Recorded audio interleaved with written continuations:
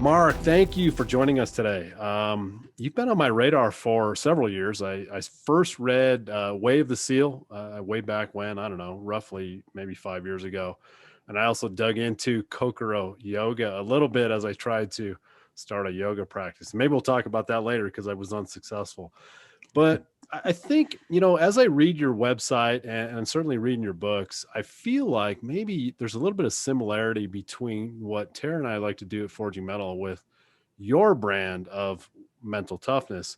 And even though you do some hardcore things and you're a former Navy SEAL, so that's obviously hardcore, you seem to come at mental toughness from a little bit. And I don't know if you're going to agree with this term or not, but maybe from a little bit of a softer side, because you really incorporate mindfulness and yoga as cornerstones to being mentally tough, which may seem a little counterintuitive to some.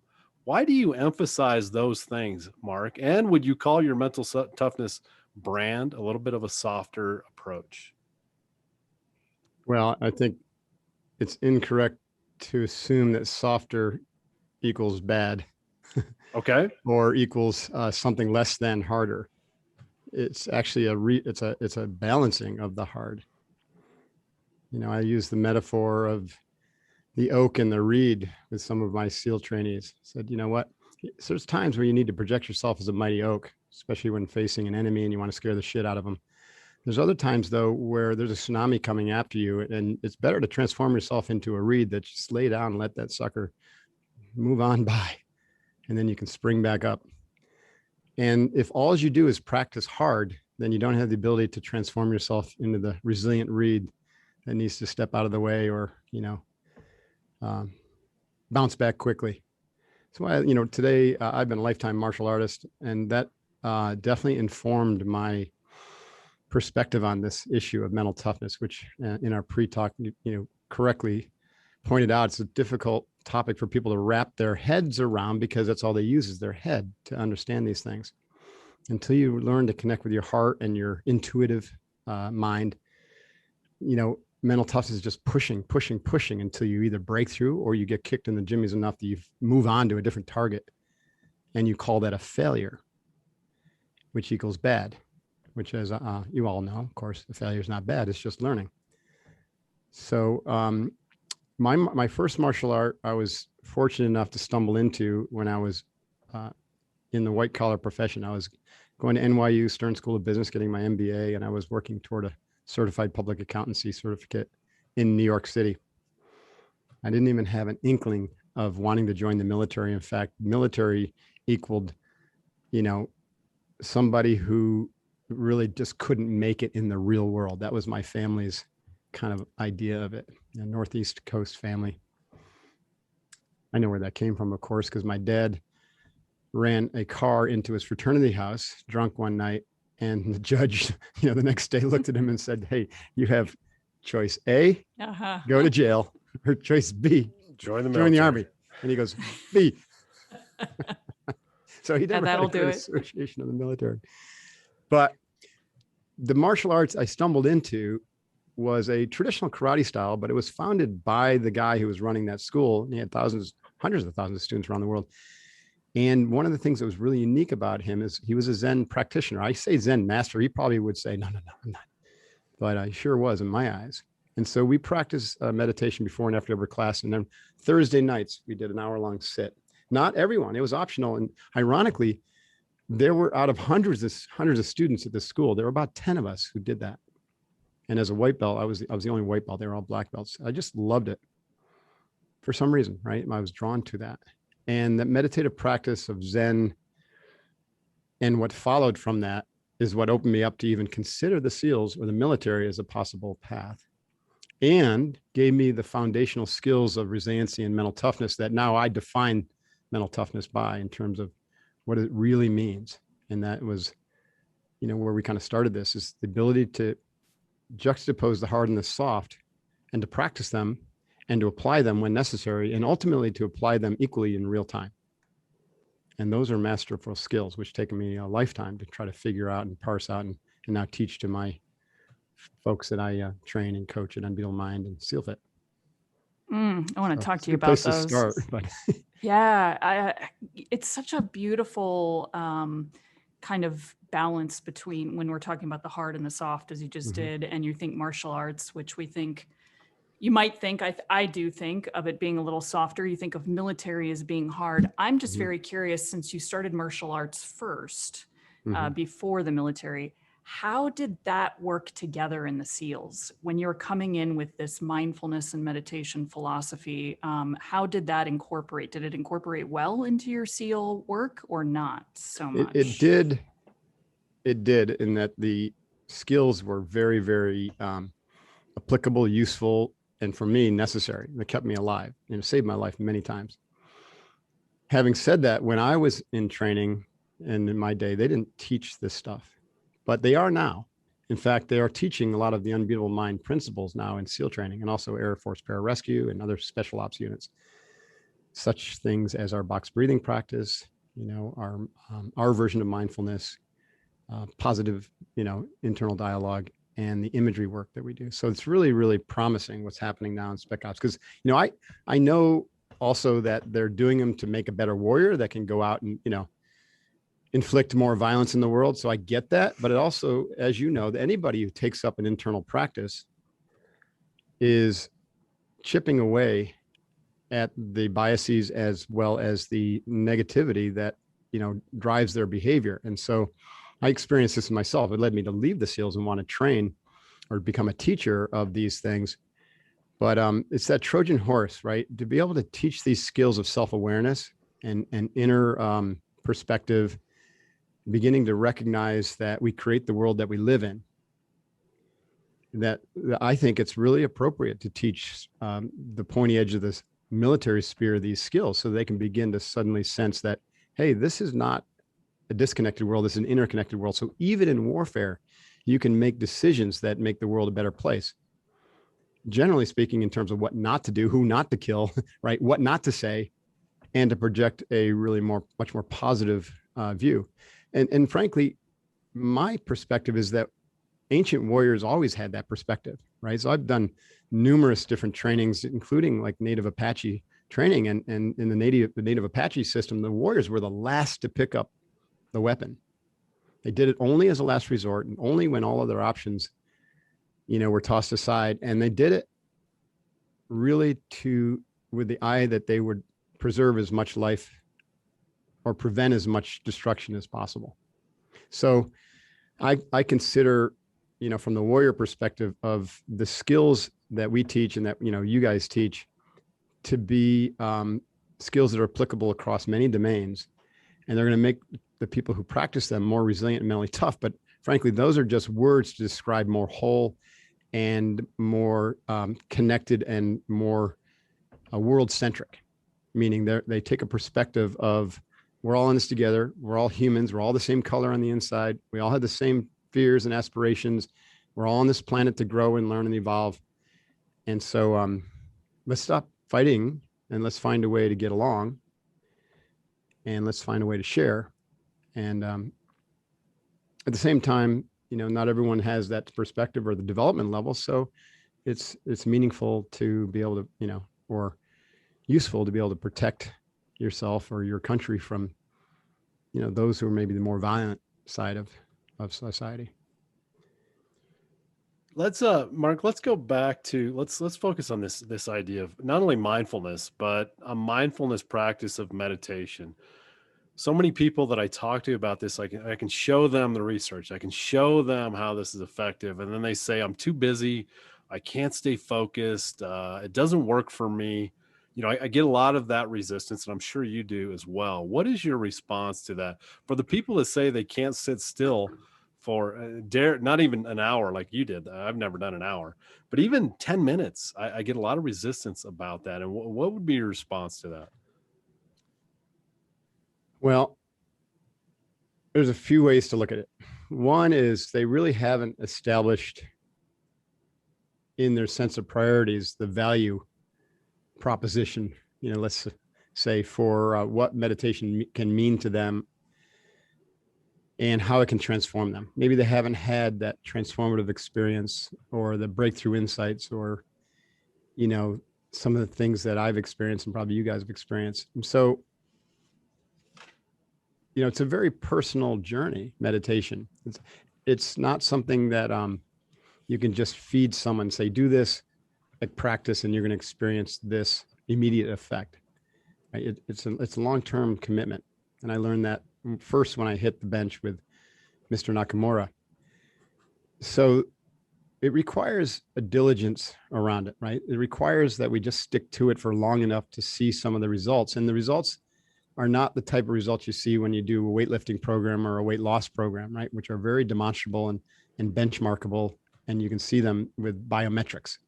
We're talking about psychometrics here, and you can't really benchmark and track psychometrics externally, right? A really good teacher can, but they're few and far between. So that's one perspective, is that it takes patience.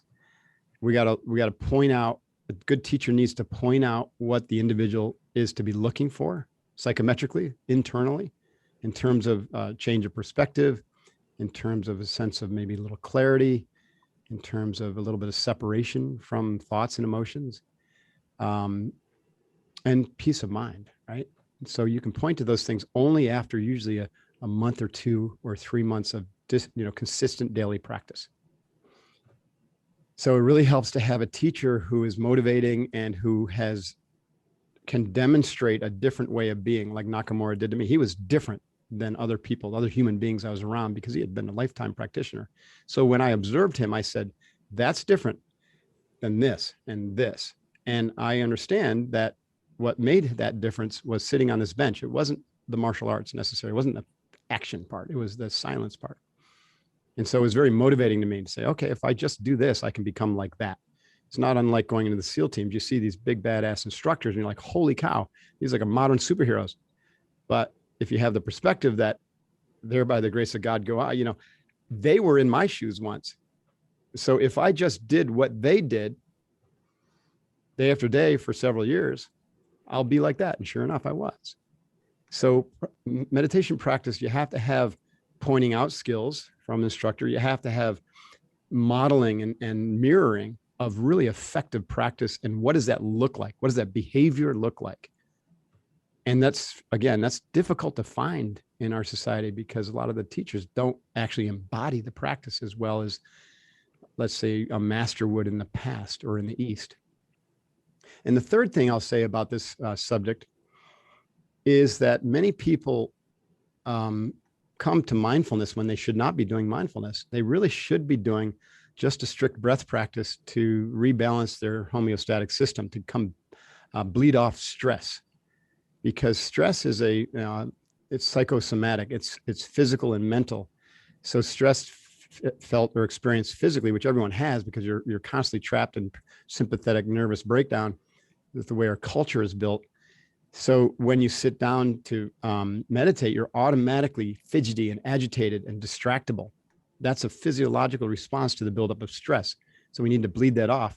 And then because your brain is your body, it's not your mind, your brain is your brain, that agitation and stress is expressed as anxiety, as discomfort and resistance.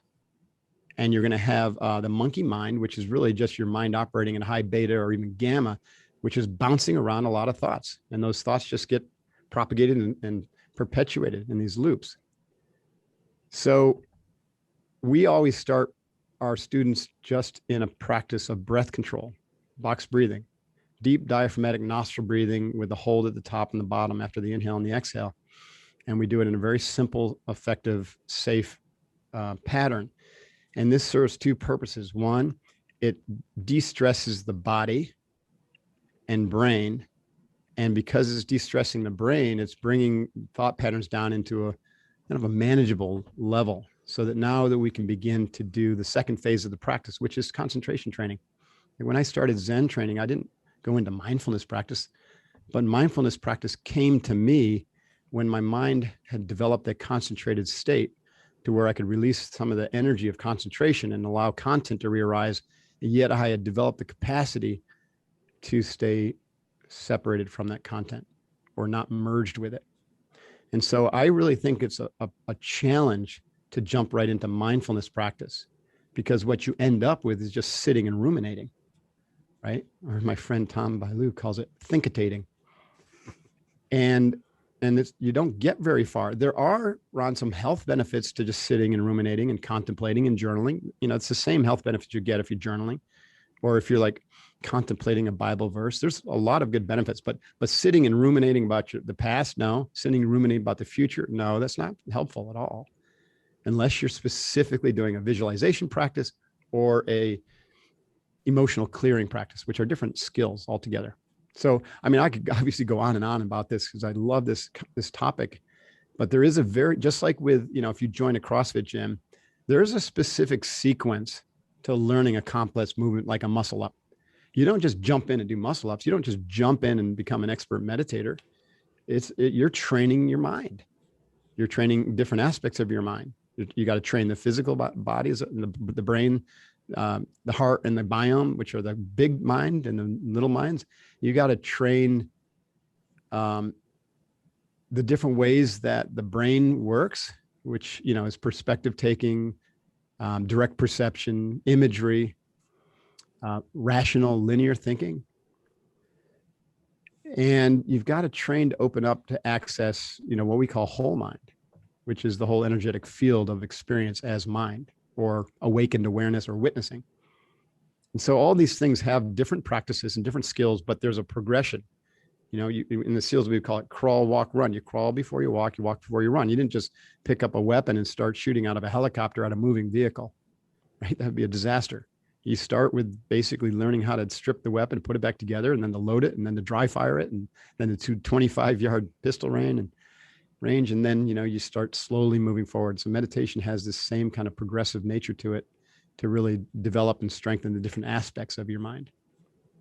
I'd never heard that approach, and I love it. You know, I know that agitation is a response to stress, and so is Right. restlessness.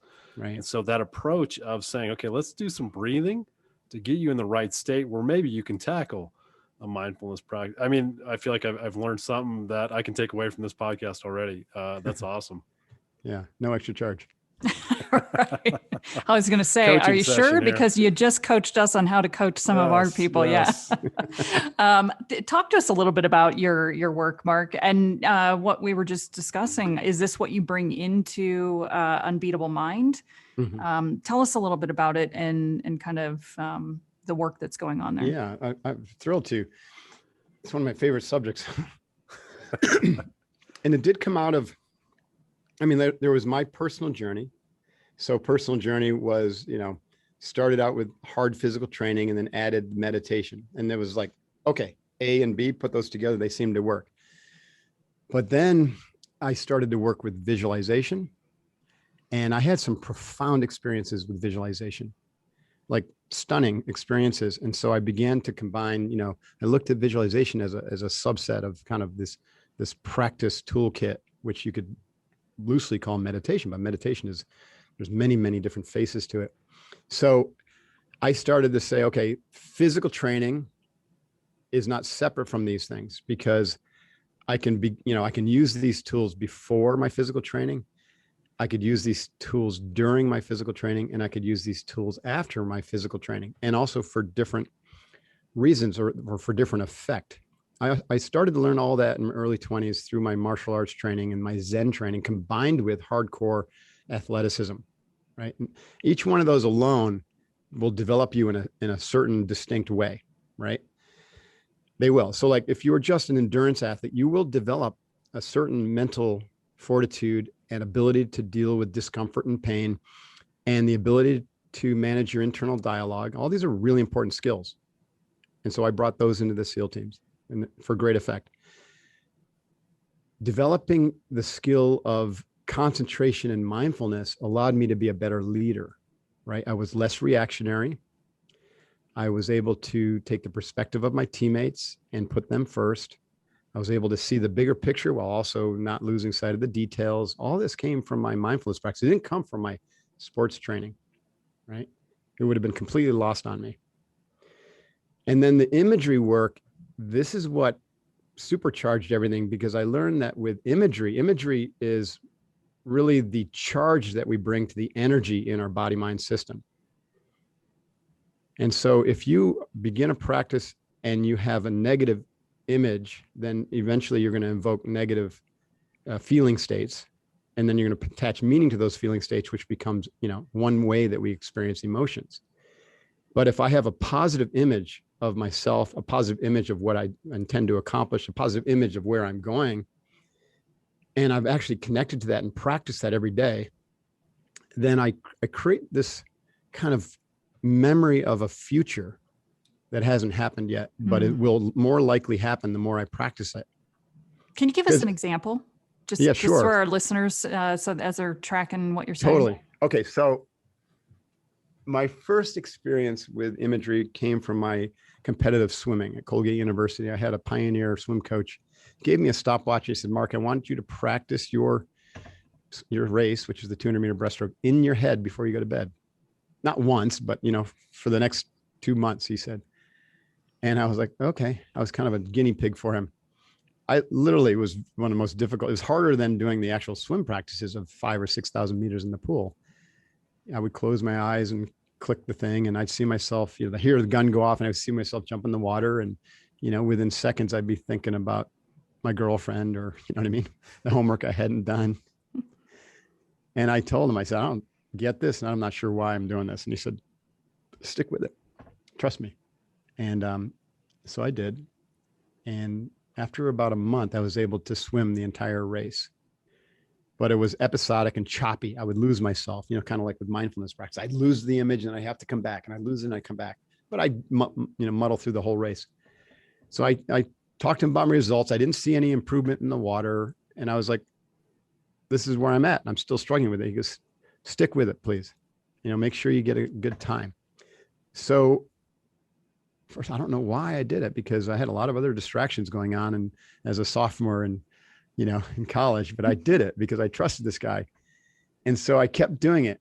And after a couple more months, actually, probably, I was able to stabilize my image to where I could hold the image myself, swimming all 8 lengths and touching the wall, and I click off the stopwatch, and the time settled into this pretty much the same time, within just a few hundredths of a second every time. Wow. And it was a full 3 seconds faster than I'd ever swum in my life, that race.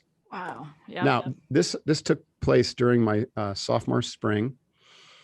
During that time, I was making a bid to join an overseas study program. And I was a long shot for that study program, because it was an economic study program going to London School of Economics. All the students who were accepted were 4.0 students, and I was a 2.85.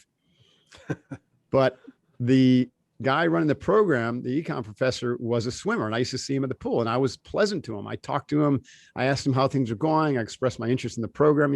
I did kind of like the positive psychology on him, not knowing that's what I was doing. I was just pleasant. I didn't take anything for granted. I said I was interested in the program. I went to every single meeting, and lo and behold,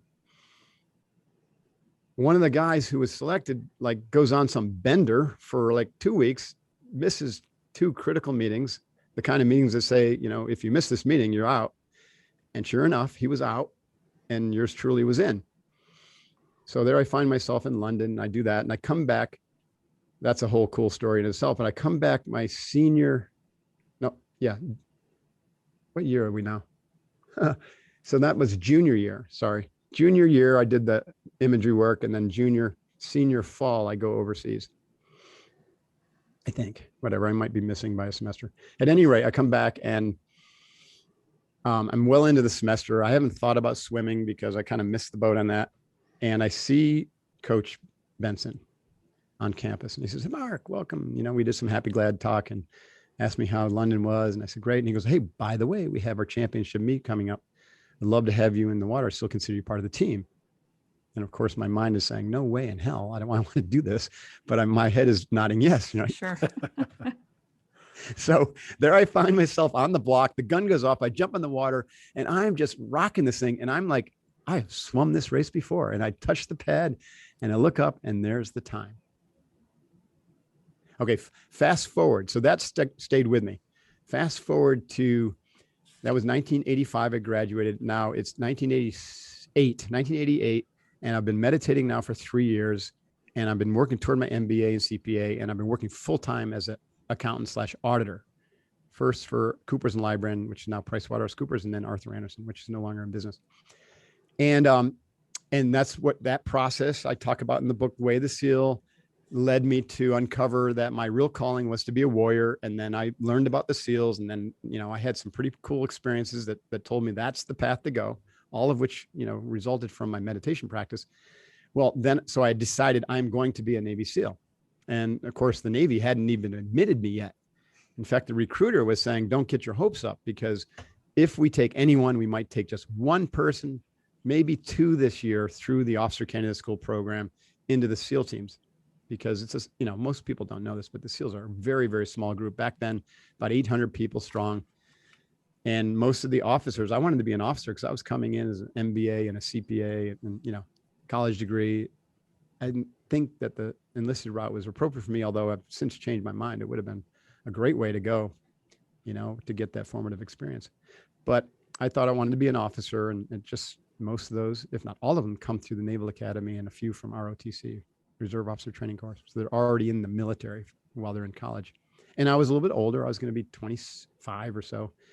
But I wanted this so badly. I just put my blinders on and said, I'm going to go for this. So I worked my ass off, obviously, in my business to keep on track there. But then I would train in the morning, I would train at lunch, and I would train in the evening. And I'd go to school at night, working on my MBA. And in the morning, before I would go out for my run, or after, I guess, wherever I decided to place it, I would do my sitting practice. And the sitting practice included box breathing, followed by visualization. And what I visualized was myself going through SEAL training and graduating and just dominating it. And I got very, very, very detailed, but as detailed as I could. And mind you, there wasn't a lot of imagery about the SEALs that I could build up. There were no movies at the time, no TV shows. All I had was a recruiting video that I watched about 20 times. And then I put myself into it. Now, the experience I had, because that was your question, was sort of similar to the experience I had with the swimming, but different in a way, because swimming, I was practicing a specific repetitive skill. That was breaststroke, and now we know most Olympians use imagery like that. Mark Phelps, credits that for his great success. Michael Phelps, I mean. And so I was like, well, if it works for that, I wonder if it works for something like SEAL training where you have to become a certain type of person.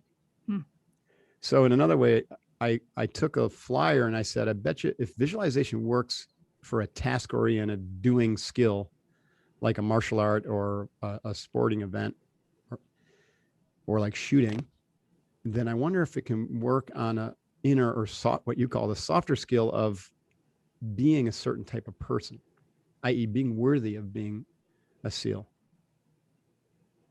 What would it feel like? What would I look like if I was worthy enough to earn the Navy SEAL Trident and to get through the 9 months of training, dominating? So I visualized that. And I didn't, it didn't take me a day to visualize a day of SEAL training. I visualized every day. I visualized the whole thing in just a few minutes, and different scenery would come up and different imagery. And every one of them, I was, it wasn't like a dream where you're suddenly pinned down and suffocating. It was, I had the control. I get to decide the outcome. And so I created the outcome I wanted, which was me dominating that, being a great teammate, feeling good, and earning the Trident, which is this, the insignia that the SEALs earn when they graduate. So I practice every day just on blind faith. But about 9 months into this practice, I had a pretty extraordinary thing happen where I woke up and I went from it happened over a couple of days where I went from, this is blind faith, I'm just keep training and hoping, to where I had this sense of utter certainty that it had already happened. And I just needed to let basically the world catch up with me, where I'd already established the win in my mind, or in the matrix of, whatever you would call this energy field that we all live in. I had established the win. And now I just needed to go through the motions. I needed to go through the motions in a really powerful way, of course, so I couldn't slack off. But for that was the easy part for me, And sure enough, about a week later, I get a call from the recruiter, and he's like, guess what? I didn't even think this was going to happen. I thought you were nuts, but you got the billet. You got the, the selection. I was one of 2 people selected to go to SEAL training after Officer Candidate School. He said, statistically, you would have had a better chance becoming an astronaut. It's like, well, maybe I'll look at that next. So that was profound. And, I've always thought that imagery work, when performed with a fertile mind, meaning a mind that's been trained properly, is the holy grail for leaders and for all people, actually, to achieve their fullest potential and to also begin to understand, where their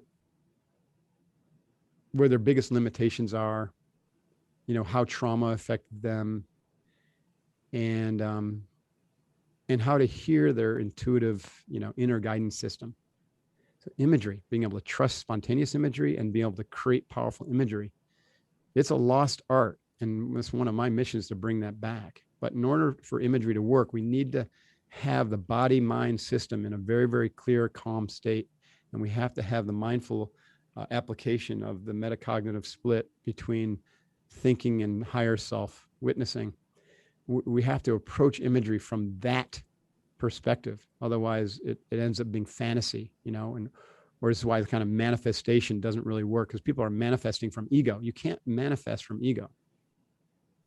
You can get limited results that way, but oftentimes you get things that also counteract those results because your subconscious programming is not aligned with it, or it's not in alignment with your spirit's calling. Do you guys agree? I'm so glad you said that, because a lot of people say, well, I can't just think positive thoughts and everything's going to be positive, right? And I would say that's true, right? It only goes so far. And you also touched on this idea of we got to go out there and we got to apply ourselves, right? It's not just sitting on the couch and thinking good things, but what the mind believes. I mean, it's cliche, right? What the mind believes you'll achieve, which is fascinating. What the mind can do when you harness it is fascinating. Let me ask you this, Mark.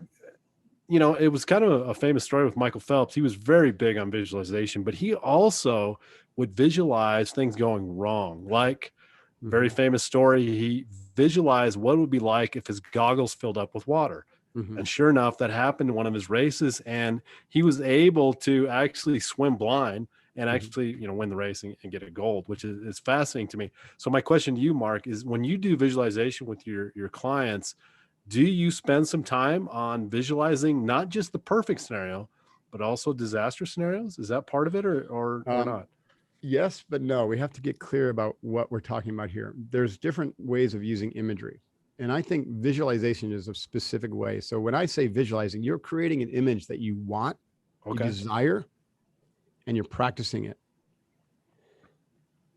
What you're talking about, Michael Phelps was doing, was imagining a scenario that could go wrong or that would be suboptimal, and basically creating a workaround in your mind in advance.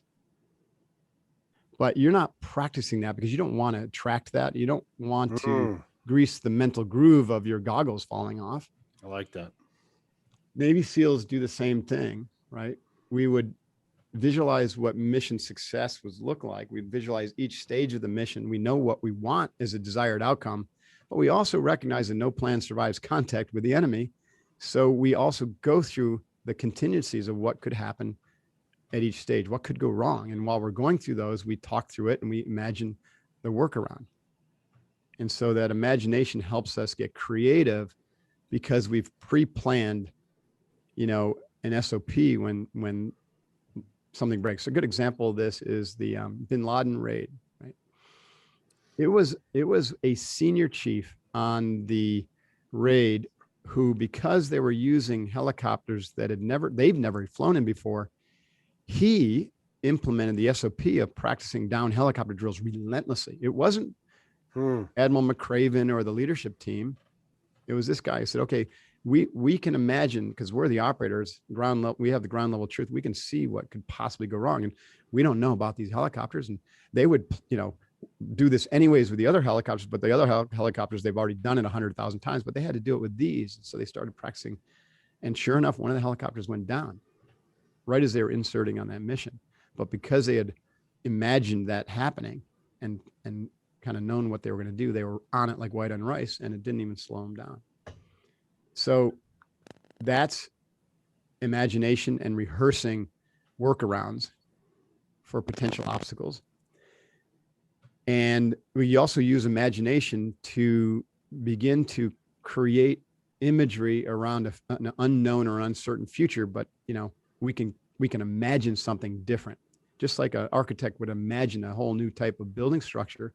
That's first imagination, and then that image will kind of be burned in their mind, right, as they continue to practice it. And then while they're drawing the plans and continuing to work the project, it'll just keep getting refined and refined and refined.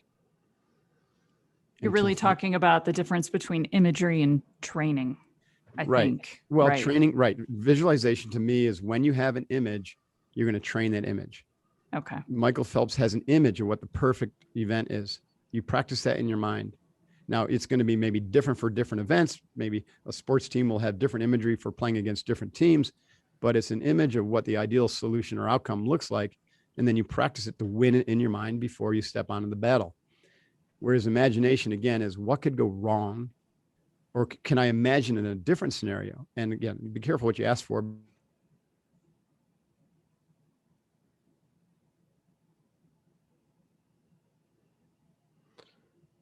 Oh, well, Mark, you've locked up. Oh, no, you're back. What I was saying is, you got to be careful about how much time and energy you put into the negative side or the what could go wrong side, because then you're catastrophizing and you could be, attracting that. Now what we know about quantum mechanics and kind of how the mind works is, it's a vibrational field that you're creating. So if you're putting too much energy into the negative, you don't want this vibrational field, then that's going to be drawing energy away from the do want vibrational field.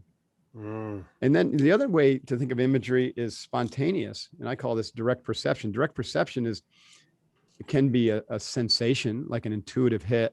Usually that, we get that from our biomes, it's really like survival based. Like a good example of that is when I was at, training at SEAL Team 3, we were doing some shooting at a range, and I was walking toward the range early in the morning.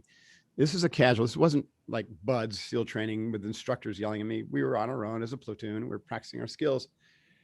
So I wasn't, stressed out. It wasn't on any timeline. I was walking up to the range with a couple of other guys. I was going to kind of like get us set up and go through a first round of, kind of warm up shooting. And as I was walking, I felt a hand on my shoulder, and I felt like I heard the word stop. And so I stopped because I noticed that, and I had enough self-awareness to be like, that was different, stop. And as soon as I stopped, a bullet was shot or cracked off behind me, and it whizzed right by my ear. I could feel the wind on my ear. And had I taken that next step forward, it would have lodged right in the back of my head. So what is that? Well, one answer is it could be my gut, my biome, which is intelligent, right? There's more genes in my biome than there are in my genetic makeup. There's more microscopic animals down there who are in a symbiotic relationship with me, who want to live, and they want the best for me, believe it or not. And they have probably a connection to, some energetic field that you don't necessarily have when you're in your linear brain. And they'll tell you if there's danger. And so they're doing studies now in the military about like, how do guys know or ladies know just intuitively or instinctually that there's a bomb planted under the road? You can't see it with your eye, but it's there. Like the number of instances of this are just extraordinary, that is now just assumed to be real. Like we don't second guess it anymore. Back in the 70s and even 80s, anytime, someone wanted to do a study, and there were some great studies on the non-physical aspects of being a military or a warrior, they got shut down because the bureaucrats and the generals like, yeah, this isn't real. But now I think the bloom is off. People are like, yeah, this is real. So that saved my life then, and many other times, as well as many of my teammates, is that sensitivity to the instinctual drive of your biome. If you are a very spiritually oriented person, you believe in angels and spirit guides, it could be that was a protector, a spiritual being that was like, yeah, let's just make sure Mark lives another day. You know what I mean? He's got important work to do someday. He hasn't learned his lesson. Yeah. I don't know. Or it could be Trust your gut, combination of right? both. Trust your Trust gut. your gut. Yeah. Then there's the, so that's a feeling or a sensation. So we were talking about imagery and visualization, but a lot of the work that I've done in psychotherapy, EMDR, hypnotherapy, all these different things. I love to explore all these things because they're all just coming at the human condition from different lenses, different perspectives. And if you look at the human being as a kind of a holographic projection of the mind, you can slice it and dice it in 10 million ways, and everyone's going to be right from that perspective, right? And so this other perspective is that we can, if we get still enough and quiet enough, then there's imagery that we don't necessarily generate. Like when you use your mind to visualize or to imagine, you're using your brain. You're using a very specific area of your brain and a skill that you develop or you have naturally. Everyone has it because they can fantasize, but this is directed fantasy, right? Imagination. And then visualization is practiced fantasy in a sense. So you're not really fantasizing anymore when it's intentional outcome you're looking for.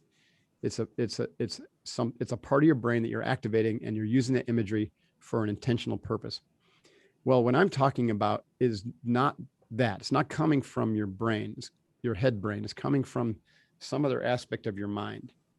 And anyone who's done like holotropic breath work or long, we call it breath empowerment, we have these 45-minute long intense breathing sessions that have 3 pauses, and each pause is like this ridiculously extended breath hold, dropping into just pure silence.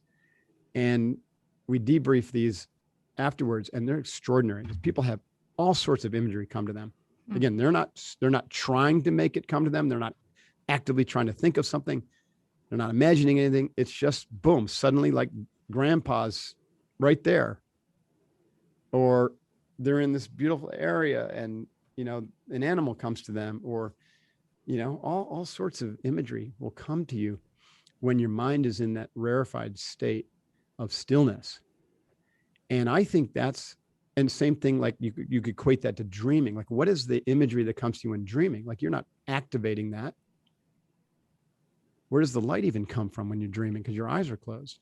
It's very fascinating. That's an aspect of your mind feeding you imagery that is beyond your brain. And it's got information. Like, dreams have really powerful, potent information from you. The imagery that comes from you in flow states, or when you're sitting in nature, or when you're, at the end of a long breath or a meditation practice, and you just kind of drop into the void, that information is really important for you, I believe, right? It's your subconscious mind, or it's an aspect of your mind that's trying to nudge you in a certain direction and to help you learn and grow. So that's another way that imagery works. And that also can be trained, which is cool. I'm digging this line of conversation, and I'm thinking as I'm hearing you speak, because Ron and I work with a lot of entrepreneurs, to try to tell, and you're a very successful entrepreneur. I'm running several companies all at once. I'd be curious what your advice would be for entrepreneurs listening, as far as how important is it for them to open the space to take some of the time to work on some of the areas that we're talking about here. Because a lot of entrepreneurs will say, I don't have time to sit and visualize. I don't have time to sit and do breath work. I don't have, the 45 minutes to do this or introspect. What do you say to them? Because you've walked that walk. Miyamadi Musashi, the great swordsman, would say, if you don't have time to do the work at all levels, then you're planning to die as a swordsman. So if I decided as a Navy SEAL that I didn't have time to develop my mind in these ways, then I was planning to die, because it's such a high risk environment. So the question is, what are you, at what cost are you not doing these skills? Not practicing these skills? What's the cost? We're heading into a VUCA world. It's volatile, uncertain, complex, ambiguous. The only answer for dealing with volatility is essentially to become, be the center of the storm, to be that calm center post. So you're not reacting to the constant change and the constant volatility. That can only come through meditation, right? Mindful, that type of like, I've got this and I'm grounded and I'm watching what's going on and I'm not getting drawn into all these dramas, reacting to all the crazy things that are happening in our world. And for uncertainty, we need to be able to hold a vision of a future that's beyond the uncertainty, because no plan survives contact with reality. Or like Mike Tyson said, every plan sounds great until you get punched in the face. So the way through uncertainty is through imagery and being able to hold a vision for a more positive future for yourself, your team, your family, your company. And that's something you practice, right? And so a lot of entrepreneurs, they fail forward fast. I get that, like Jack Dorsey, Twitter was a whole different company and they were going out of business until, the engineer said, what about this little microblogging thing we were using internally? Do you think there's a market for that? And then he had the foresight, or they had the foresight to see something beyond, their failure. Complexity is another one, right? The world is way beyond, complicated. It's now complex, meaning it's impossible to understand. It's chaos theory magnified and combined with human dynamics, right? And this is why all the economic models are just absolutely flawed and broken. They're laughable. Like what's going on. We won't talk politics. We decided we weren't going to talk politics, but to think that we could just keep doing what we've always done and expect the same results is laughable. It doesn't work that way. So complexity, we deal with that by understanding, first of all, that things are complex system and that they're going to be second, third, and fourth order consequences to our decisions. And so to be able to take perspectives that are multidimensional, that comes from meditation practice and from mindfulness, right? And these type of inner skills. And ambiguity, the A from ambiguity is, we had a saying in the SEALs that doubt is eliminated through action. Fail forward fast twitch iteration, meaning you get confident enough to find one action that's going to move you toward less ambiguity, and you take action.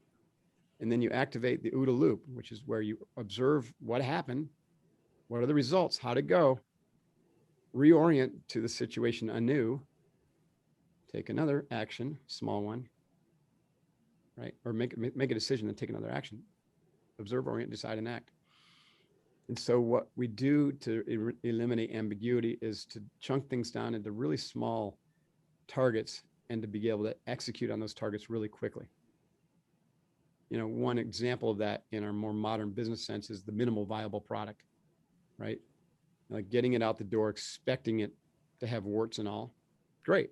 Then you activate that feedback loop and iterate from there. You have to be willing to move really fast and be willing to fail and realize that there's no such thing as failure. There's just winning and learning. So my proposition is that these are really valid skills for leaders and they can be trained, but they're what we call vertical development skills instead of horizontal. A horizontal development skill would be like an old school leadership training where you go learn about creating vision, mission, values, culture, what drives culture, strategy, and tactics. And you're like, okay, I've got this set of tools but it doesn't do anything to change you as a human being or the people in your organization. You might become more effective at doing things, but you're not more effective at being better. So vertical skills, so all those skills are still important, but when you add the vertical skills of contemplation, reflection, perspective taking, mindfulness, and the ability to manage your arousal or stress response, then all of a sudden you begin to activate vertical development or vertical growth, where now you start to operate from a higher perspective, or what we call a plateau. And that higher perspective means you're more aware, you're taking in more information, you're using these skills like intuition and insight and the skills that we've been talking about. And then when you bring those new higher vertical skills of beingness to bear in what you do as an organization, then you're more effective at that level, at all levels, actually. And also it tends to deepen your connection to other, the people in your team. And we have this saying that the team is the new leader and the team craves connection. whereas most teams are disengaged and disconnected. And it's often the leader that is the reason for that. And so this brings deeper connection and authenticity, because it also brings great humility, which is one of the outcomes of a long-term commitment to mindfulness or an internal practice, let's just say.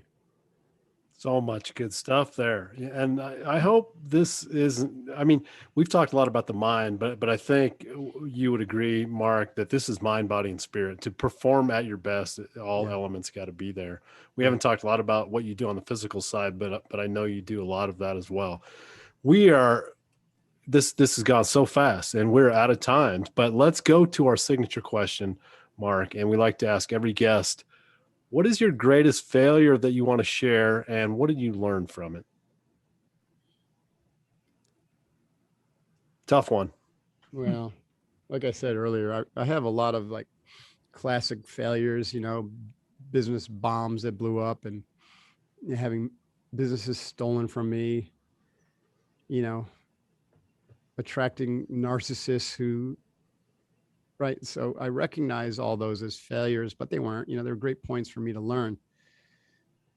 So I would say that, again, I just don't have the same association with the word failure that most people do.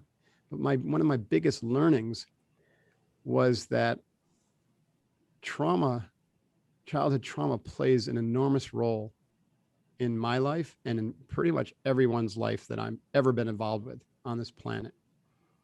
It is one of the major things that we have to understand and deal with as individuals, whether we're personally trying to grow or as leaders. We contextualize that as leadership development. Trauma doesn't discriminate. It comes in many forms, and it leads to things that that cause us to be less than whole, or less than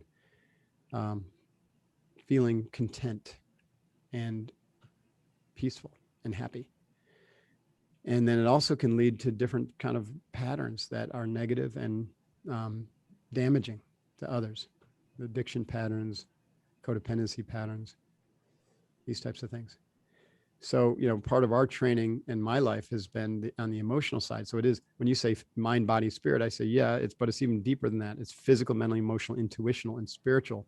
Those are the aspects of us that we really need to work on, because they all begin to intersect and intertwine until you experience life as one wholeness, where your body and your mind and your spirit are not separate things. It's just all one integrated wholeness. That's what the human experience is supposed to be. But then we separate from ourselves in a very young age because of trauma. And the trauma, again, it doesn't have to be like I got abused physically or sexually. It can be just emotionally withholding of love, or bullying, or it could just be trauma from the incessant negativity from society or your peers. So I'm talking about both really overt as well as subtle trauma, but that stays with us forever, because it shapes our biases, it shapes our patterns, and it shapes our how we react and how we frame our relationship to the world. And so, though it's not a failure for me, I wish I had been able to really peel the onion on that at a much earlier age. Right? I came into therapy at around 31 because I married a therapist. That'll help.